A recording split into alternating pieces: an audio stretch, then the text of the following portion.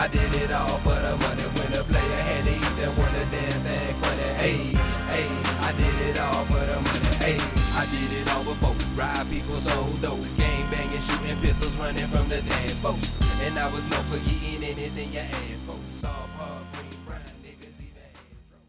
Welcome to the Playing with the Church Money podcast. We're going to talk about double standards. This is part 2, probably part 3. I think I made another video about double standards, but this is part 2 of this video on double standards. And it's going to be about double standards in our community and things that we must talk about and deal with in order to make progress and change. We have to talk about these things. This video is going to be about double standards we subject ourselves to. We have to talk about this in order to resolve these issues. So I'm going to have a panel discussion later on that's going to be kind of dealing with this. We're going to talk about gangs and drugs and other things in the community. For now, we're just going to talk about some of the things that we subject ourselves to. Now, I just had mentioned gang banging. Now, gang banging is probably number one destructive behavior in our community. Black Lives Matter, they protest and come out for dead black people. So they love dead black men, but they never come out to support live black men. There's no support for live black men unless you're out protesting, or you want to come out and protest, or you want to come out and do that. So that's one of the reasons I never did Black Lives Matter, because they're not going to come to the community and deal with the gangs. They're not going to come to the community and deal with the pimps and the problem with the trafficking of our women. And that goes into their deeper ideology, I guess. I'm not sure. But all I know is that they're not going to come to the community and deal with the gangs and the drugs, period. I've never seen one Black Lives Matter rally after a gang shooting in Chicago. I've just never seen it. So that within itself goes back to the subject I was talking about, leadership. You know, if you're going to come to the community for members, but you're not going to come to the community to solve these issues, don't come to the community don't come to get the resources of membership. Don't come for the members out of the community. Go somewhere else for that. So we have to understand what we're dealing with. It's something we're subjecting ourselves to. We'll put all this effort, and I'm just going off top with BLM. I'm just going to deal with BLM. I'm going to jump off into other subjects, but I want to touch on that real fast because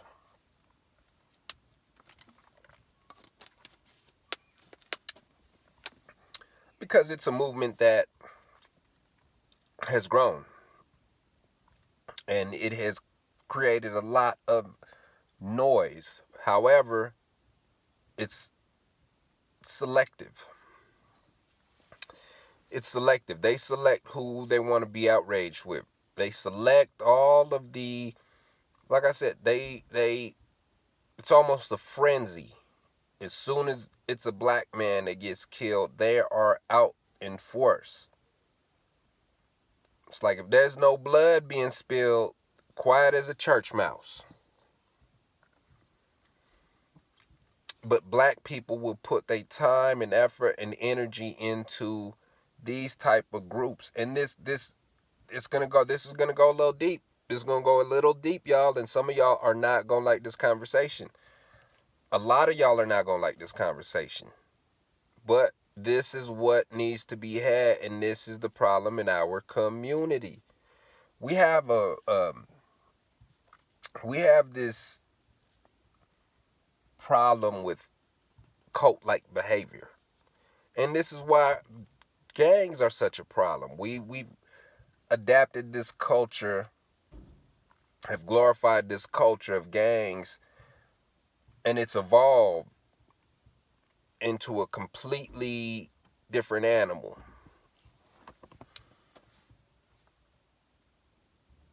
I was around gang culture in the 80s and the 90s. It's other brothers who was around gang cultures from the 60s and the 70s. Now we're in a whole different era of designer drugs and tactical combat weapons being readily available. Designer guns, designer drugs. So there's a complete different atmosphere on the streets. That mixed with social media. So BLM has drawn in a lot of people just like gangs, just like a gang does. And this is one of the problems in our community where we have this type of behavior where I don't know if it's you hear a message and it validates what you've been thinking, so you automatically go with it. Or it helps smoothen out what you were thinking, your process, so then you automatically are drawn to that. I'm not sure. Maybe it's just my opinion, my analysis. And then we get drawn into that and we feel like that is the end all be all. And this goes to religion. This goes into, like I said, it's cult-like behavior. So we get religious groups in our community. We get social groups in our community. We get ridiculous people like R. Kelly who want to be pimps and cults. And you have other people in the community like that. So once you start seeing people like this, speak up, say something, point them out. That way people can keep they boys and girls away from them. That way they can keep their children away from these people. And some of they adults, because some of y'all adults some of you adults are very gullible. Some of you adults will fall for anything. BLM, let's get back to BLM, getting off the subject a little bit. But BLM has come in the community. They've took a lot of resources of brothers and sisters who are dedicated to change and dedicated to wanting to do the right thing for the community and push the community forward. However, now under the guise of BLM, you're pushing a whole different narrative which has no end game. And if anybody from BLM wants to tell me what's the end game, please explain, because like all other groups, they never fulfill their full potential.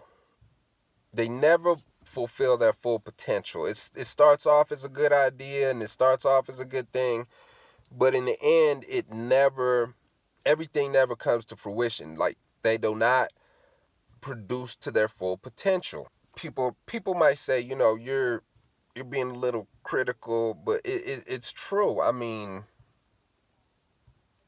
there's things that our ancestors did that we with less that we cannot do with more, or we fail to do with more, or we refuse to do with more. And that feeds into a lot of our problems. It feeds into a lot of the complacency. It feeds into a lot of our social and economic situation that we're currently in. It feeds into the racism, the racial system that we've been brought up into. So I don't think a lot of people realize that, but if you're going to be in a community like BLM is, but you're not going to produce nothing, then what's the purpose? Like I've said before, if you can't produce a mayoral candidate to debate, these garbage candidates that we have for mayor and governor, then what's the purpose of you having charters and chapters and organizations? So it goes the same for BLM. We have all these people, but is there some kind of hierarchy on the leadership? So we all know the problems with BLM. I can sit here and make a 3-hour documentary on the BS with that, but that's one of the issues. We don't have, there's no BLM school. Like I said, I was going to get to this later on with all these other groups, but we'll get into it now. You have, it goes for the same with the churches, and it goes to the same with the rest of these religious organizations and social groups and religious groups from, I mean, like I said, people aren't going to like this conversation, but we have groups in our community that have been here for years, and brothers have to start looking at it. When you have, Nation of Islam, the Black Hebrew Israelites, Moorish Science Temple, Black Church, the Black Masons, the Black fraternities, the Black sororities, the Black Conservative, whatever that political group is, the Black Democratic Caucus, the NAACP. I mean, you have all of these. I'm going to exclude them. I'm going to exclude the NAACP.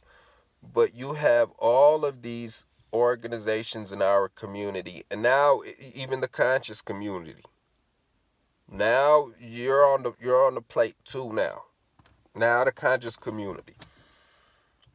You have all these organizations, and black people pay into these organizations. We pay dues. We pass around a collection plate. It's a lot of money going into these organizations, but very little coming back to the community, except you taking the best members out of our communities to join your organization, and then there's very little ROI on the community investment side of it. But on your side, we don't know, because we can't see.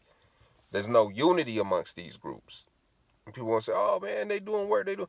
Look, out of all these groups, out of all these particular groups, we don't have, and the BLM included, conscious community, all these people, we don't have one nationwide grocery store. We don't have one nationwide chain grocery store. We do not have one nationwide chain restaurant. We do not have one nationwide chain pharmacy. Not one nationwide chain shoe store. Not one nationwide cable network provider. Not one nationwide bus line service. Not one nationwide airline service. Not one nationwide internet provider. Not one nationwide telephone provider service. Not one nationwide utility company. Not one nationwide cellular company. We don't even got no Mint Mobile. I mean, nothing. So,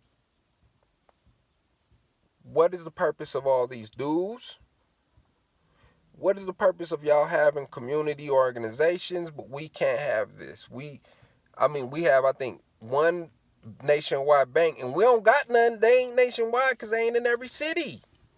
But we have bankers that graduate every city. We have black graduates that graduate in every city, but we cannot open up no bank branches in every city. These are the issues. There's a lack of unity. There's a lack of unity. We hold ourselves back because we're divided by ideology. We're divided by religious, political, and so on and so forth. We're holding ourselves back. But the leadership has to be accountable for it. What is the purpose? So brothers doing 50 potlucks every. We could just open up a restaurant. And this goes back to the discussion I was saying about the African American Performing Arts Center, the Indian Pueblo Cultural Center, Hispanic Culture. Like we don't even have a rest. We don't have no means of making no commerce. This is where new leadership needs to come in, and people who ain't scared to pull the trigger on things.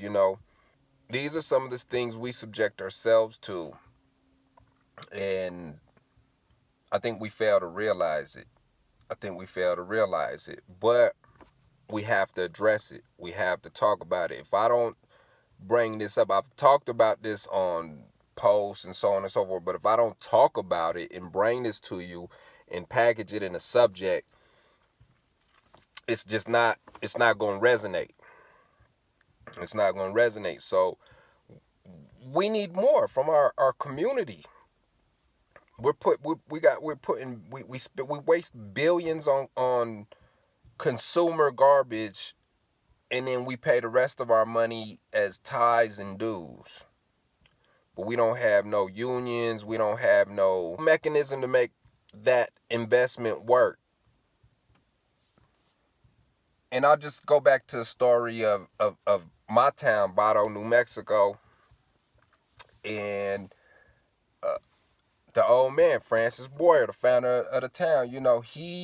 When everything got segregated in 1925, everything was before that. Everything was, kids went to the same school. They went to Gadsden High School and all the other schools, Anthony Elementary, all the schools that were nearby, with all the other kids. And then in 1925, 26, everything got segregated. So then all the black kids, they built a school in Vado called Dunbar. It was a 2-room schoolhouse or 3-room schoolhouse, whatever it was at that time. And that's where the black kids went. And they used the church as the high school, one of the churches as the high school. At a certain point, they called all of the companies and let them know, do not sell any of the black people any land or lease them any buildings. So they didn't have no place to do their church services. So they called the pastor of Mount Olive up here in Albuquerque, and he was able to secure a building for them to use in Mesquite, New Mexico, the next town up from Vado. And so they were able to secure that. And so because the pastor from Mount Olive was able to do that, the next year in 1926, they built the black college in Vado. It was called Mount Olive Industrial Academy. This particular black college was funded by the black churches in every single town, the black churches that were with the Mount Olive Baptist Convention. So all the churches under the Mount Olive Baptist Convention funded this church. So churches from Grants, Gallup, the churches in Albuquerque, some of the churches that were under that convention, Santa Fe, Las Vegas, Tucumcari, Cary, Santa Rosa, every little town you can imagine almost had a church in this convention, and they funded this black college. So if in 1926 it was a different currency, it was a different time, they were able to fund this church for a number of years. But we can't do that now in our current time. We don't have any official learning institution in our city. With all the churches, we have enough churches in Albuquerque where we should have, I'm not sure why Christian Hope, they have their school. You have St. Pius. I was about to say Academy, but I think they're just a private school, Academy, Bosky. But nonetheless, that you have Hope Christian, you have Mesilla Valley. I can go on throughout the state, and there's so many faith-based schools for their kids and their community. We don't have that. We don't even have a high school in our community. But so now we have churches with bigger collection plates. Them 10% is a lot bigger now, So why don't we have that? And these are the things that we subject ourselves to. We hold ourselves back when we could be doing a lot of the same things our ancestors did. Mr. Francis, Mr. Boyer, he had a big camping. It was a big lodge out in the mountains right here in Albuquerque. And this lodge was on some acreage. And all the black kids from all over New Mexico would go there and camp in the summer. Why doesn't the church organize this no more? These are some of the things we hold ourselves back and our kids back from doing. Now let's get on to the gangs and drugs. I don't want to keep beating up on the church and our community leaders, but it is what it is, and we need new leadership, and brothers need to step up. We need generational mentorship, generational leadership, and we need generational businesses. We need y'all brothers to stop, to get off some of y'all high horses. I think some of y'all have exalted yourselves into some of these positions where y'all feel like some of us on the bottom ain't worthy. Some of our voices ain't loud enough for y'all. So it's time for change. It's time for change, and some of y'all ain't gonna like this conversation. But like I said, some of y'all need to go back to y'all leaders in y'all church, y'all frats, your religious groups, and ask them, why do we just continue to bicker and stay divided when we can come together and open a bank tomorrow? You add the number up from all them churches and all them damn dues at all these organizations, man, we could be opening up banks left and right, property development company. It's so much financing for the community when that's what the Mount Olive Baptist Convention did for the Mount Olive Industrial Academy in Vado, New Mexico. So if they could have done that back in 26, why can't this be done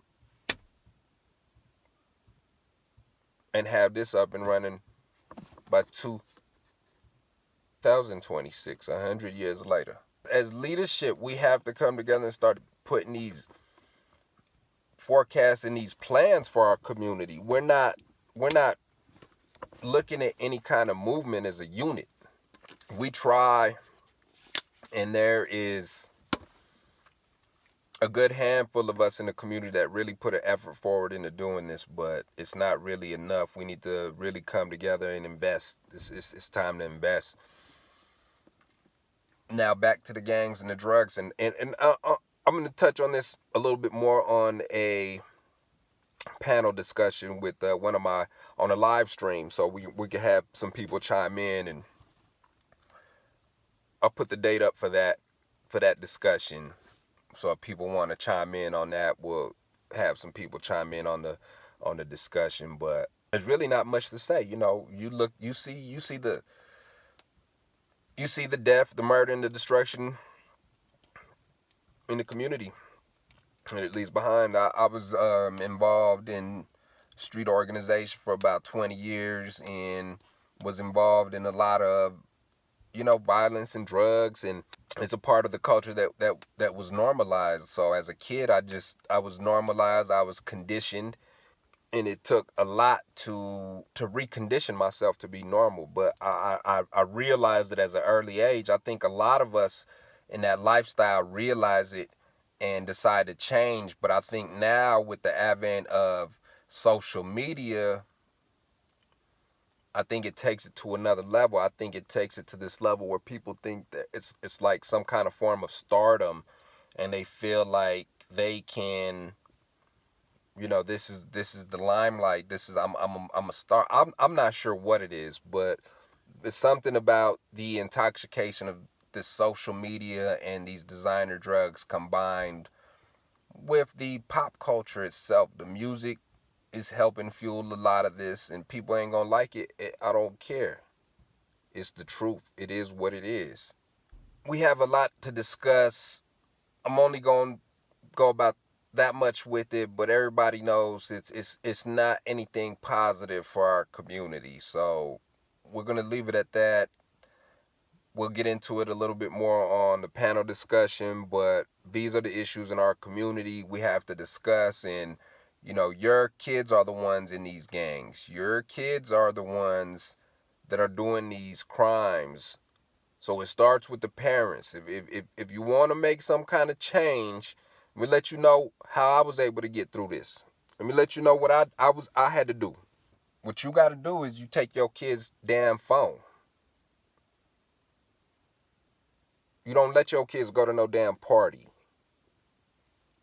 You put a limit on what your kids do. And if you can't control the environment, you take yourself out of that environment, because it's not about you no more. It's about your kids. So let's be real. We need to be adults about this. We need to be adults. If your neighborhood is trash, move out of your neighborhood. I don't care if you grew up there with the gang. I don't care what it was. It's not more valuable than your kids. If your kid starts having an issue, starts having behavior issues, well, we need the daddies to be there. We need to make sure the daddies is around to deal with that. And then ain't gonna be no issue. If some of y'all want to know how to do it, yeah, some of y'all men, don't know what to say, how to talk to your kids, drop a line. I'll teach you. I can show you. I'll let you know how. That's what it is. So we're gonna touch back on these gangs, and we're gonna get back on these gangs and these drugs on the panel discussion and a few other issues in our community. But we're allowing ourselves to be subjected by failed leadership. We're subjecting ourselves to a double standard by failed leadership. We get out here and we complain, but then we never hold our own leadership accountable, and we don't try to change. It's like we're complacent with that. So these are the things where we subject ourselves to a lot of this. I'm not going to keep beating up on the church, and I'm not going to keep beating up on these other organizations, the frats and the Masons, the Prince Halls. We just have to understand, brothers, because it's a lot of good Prince Halls that do a lot of work out there. So I'm not throwing all Prince Halls. Shout out to my brother Vince Bryant, and the brothers out in Houston that get out there, hand out flyers when, there's rapists that need to be caught and stuff like that. It's a lot of, and put together food drives to feed the community. It's a lot of brothers in a lot of other communities that some of the brothers in our community need to take example and follow lead behind. Because what they're doing out there ain't the same as what y'all doing out here. And I'm just going to keep it real. I'm going to just keep it 100%. I mean, it is what it is. I'm not here to kumbaya with y'all. I'm not here to patty cake and, make it seem like it's all good when it ain't. When it's all good and it's time to talk about, when it's time to talk about serious subjects, we'll talk about serious subjects. When it's time to talk about good things and good subjects, we'll talk about that. It's not all about, but right now we're just talking about this. We're discussing the issues, we're discussing the issues and how they need to be addressed and what needs to be discussed in our community. So we need to start looking at the double standards in our community and start fixing those things. We have to start fixing those things. So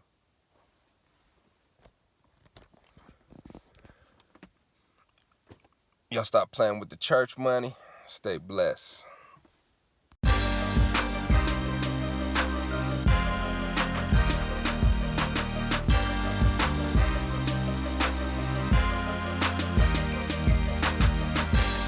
I did it all for the money.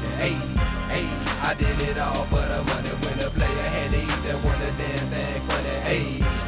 I did it all for the money. I did it all before. Ride people so dope. Gang banging, shooting pistols, running from the dance folks. And I was no forgetting anything you asked for. Soft heart.